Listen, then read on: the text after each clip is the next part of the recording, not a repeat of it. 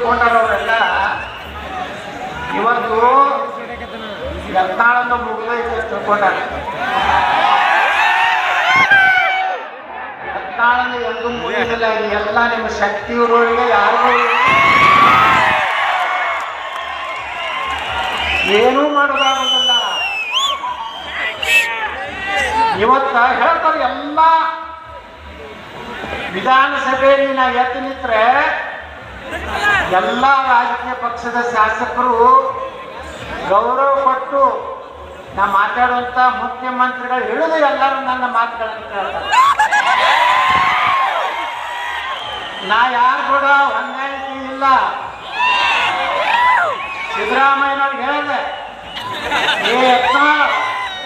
ನೀನು ಎಕ್ಸ್ಪೆಲ್ ಮಾಡ್ಯಾರ, ನೀನು ಮಾತಾಡ್ತಕ್ಕಂಥಲ್ಲ. ನಮ್ಮ ಮುಖ್ಯಮಂತ್ರಿ ಸಿದ್ದರಾಮಯ್ಯನವ್ರಿಗೆ ನಾ ಹೇಳಿದೆ, ಸನ್ಮಾನ್ಯ ಮುಖ್ಯಮಂತ್ರಿಗಳೇ ದೇವೇಗೌಡರು ನಿಮ್ಮನ್ನು ಎಕ್ಸ್ಪೆಲ್ ಮಾಡಿ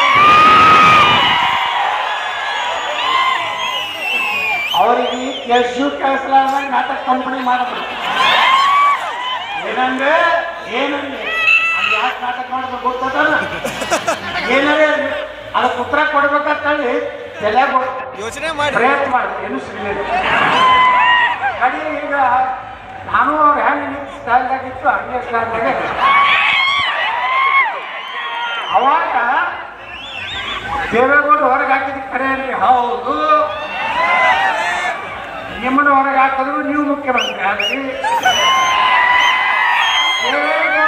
ಕುಮಾರಸ್ವಾಮಿ ಹೊರಗೆ ಹಾಕಿದ್ರು ಸ್ವಂತ ಮಗನೇ ಕುಮಾರಸ್ವಾಮಿ ಮುಖ್ಯಮಂತ್ರಿ ಆದರು. ಬಿಜೆಪಿ ಒಳಗೆ ಪಕ್ಷ ವಿರೋಧಿ ಕೆಲಸ ಮಾಡಿದಕ್ಕೆ ಯಡಿಯೂರಪ್ಪನ ಹೊರಗೆ ಹಾಕಿದ್ರು, ಯಡಿಯೂರಪ್ಪ ಮುಖ್ಯಮಂತ್ರಿ ಆದ. ಈಗ ನನ್ನ ಹೊರಗೆ ಹಾಕ್ಯಾರ, ನಾ ಮುಖ್ಯಮಂತ್ರಿ.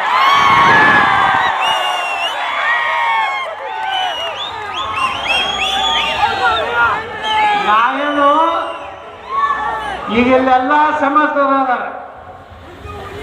ಯಾವ ಸಮಾಜದವರಿಗೂ ಸಹ ಅನ್ಯಾಯ ಆಗದಂತೆ ಅವರ ಹಕ್ಕೇನಾದ್ರೂ ಕೊಡಿಸೋದ್ರ ಜೊತೆಗೆ ಇಡೀ ಕರ್ನಾಟಕವನ್ನು ಅಭಿವೃದ್ಧಿ ಮಾಡಬೇಕನ್ನೋಂಥ ಶಪಥ ಬಿಟ್ಟರೆ ನನ್ನ ಬಳಿ ಯಾವುದೇ ದುರಾಶೆ ಇಲ್ಲ. ನಾವೇನು ಮುಖ್ಯಮಂತ್ರಿಯಾಗಿ ಡ್ಯೂಟಿ ಮಾಡಿ ದುಬೈದಾಗ ಆಸ್ತಿ ಮಾಡ್ಬೇಕ ನಾವಲ್ಲ, ಅಮೇರಿಕಾದಾಗ ಆಸ್ತಿ ಮಾಡ್ಬೇಕ ನಾವಲ್ಲ, ಸಿಂಗಾಪುರ್ನಾಗ ಹಡಗು ತಗೋಬೇಕ ನಾವಲ್ಲ. ಈ ಕರ್ನಾಟಕದ ನಮ್ಮ ಯುವಕರಿಗೆ ಉದ್ಯೋಗ ಸಿಗಬೇಕು, ಎಲ್ಲರೂ ಸ್ವಾಭಿಮಾನದಿಂದ ಊಟ ಮಾಡಬೇಕು. ಬಂಧುಗಳೇ, ಇವತ್ತಿನ ರಾಜ್ಯ ಅವ್ರ ಅಪ್ಪ ಗಣನೆ ಮಗ ಮಗ ಗಣನೆ ಮೊಮ್ಮಗ ಅಂತ. ಮತ್ತೆ ನಾವು ಹುಟ್ಟಿದ್ರೆ ಕಿಸಿಲಕ್ಕೆ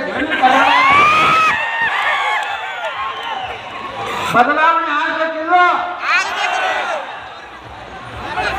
ಬದಲಾವಣೆ ಯಾಕಾಗ್ಬೇಕಂದ್ರೆ ಇವತ್ತೇ ನೀವು ಯುವಕರು ನೀವು ಒಂದು ಆಶಾಭಾವನೆಯಿಂದ ನಾವು ನೌಕರಿ ಸಿಗ್ತಿರ್ತೀವಿ.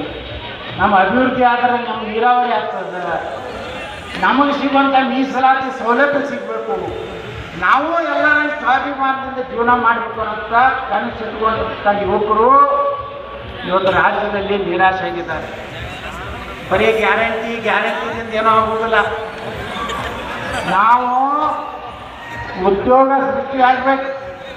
ಪ್ರತಿಯೊಂದು ಕುಟುಂಬದಾಗ ಒಬ್ಬನಿಗೆ ಉದ್ಯೋಗ ಹೊಟ್ಟೆ ತುಂಬ ಕನಿಷ್ಠ 15ರಿಂದ 20 ಸಾವಿರ ರೂಪಾಯಿ ಒಂದು ಕುಟುಂಬಕ್ಕೆ ತಿಂಗಳ ನೌಕರಿ ಮಾಡಿ ಅಥವಾ ಕಾಯಕ ಮಾಡಿ ಇವತ್ತು ಮನಿ ನಡೆಸುವಂಥದ್ದು ಬೇಕು. ನಿಮ್ಮ ಗ್ಯಾರಂಟಿ ನೀವು ಕೊಡುವಂಥ ಭಿಕ್ಷಾಟನೆಯಿಂದ ನಾವು ದೊಡ್ಡವರಾಗುವುದಿಲ್ಲ.